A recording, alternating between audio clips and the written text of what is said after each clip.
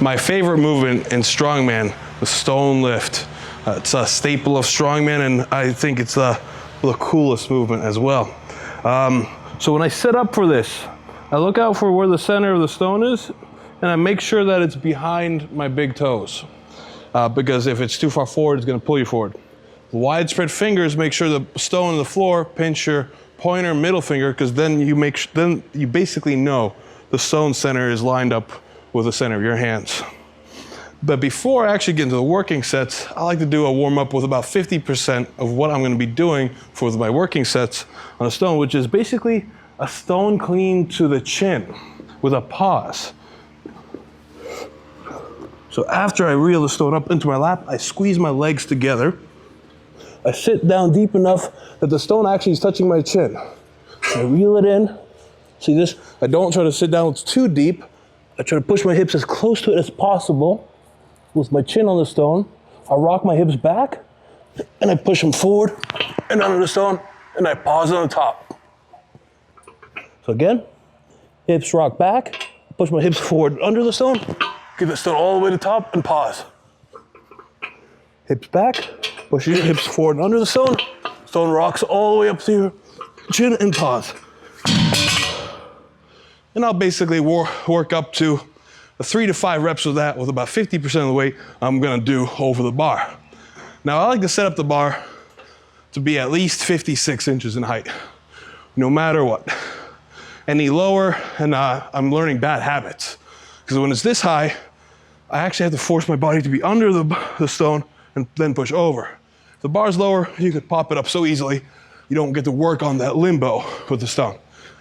Now, when I set up to do a stone over bar, or even on top of a box, I like to make sure that my weight's on my toes, and I could just barely touch the bar with my forehead. Because that's basically how I gauge my distance, so I don't smash my fingers on the bar. Same positioning, same setup.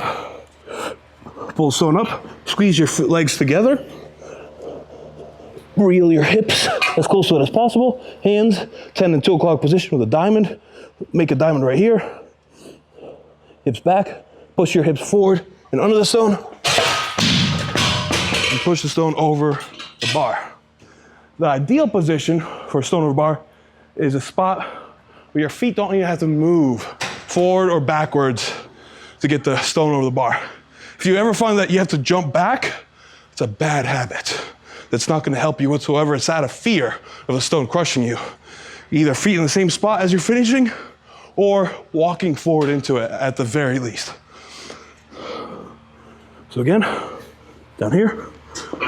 Now, another little note I like to add is as I'm pushing my hips under the stone, I'm trying to aim my hips to touch the bar. Basically, hips to the bar. So here, thrust hips up into the bar as I triple extend.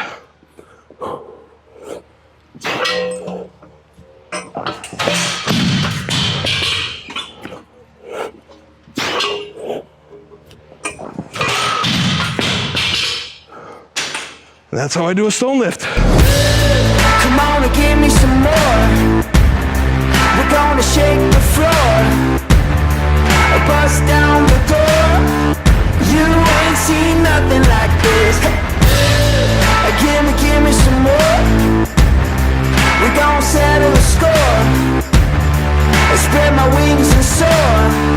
You ain't seen nothing like this.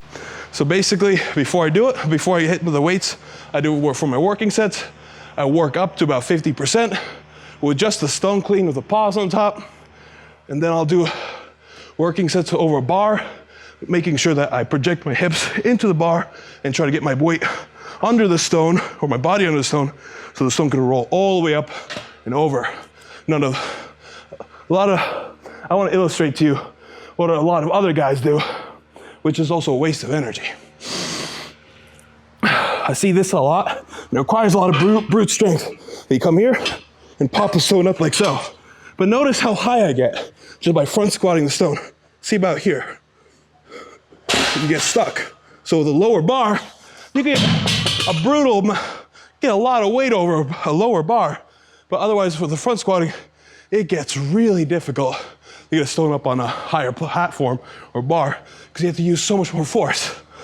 So again, get under the stone so it rolls up higher, then you get it over. It takes way less energy, so use a little hip rock. It's my little gift to you. So if you guys have any questions, leave a comment below and I'll get back to you.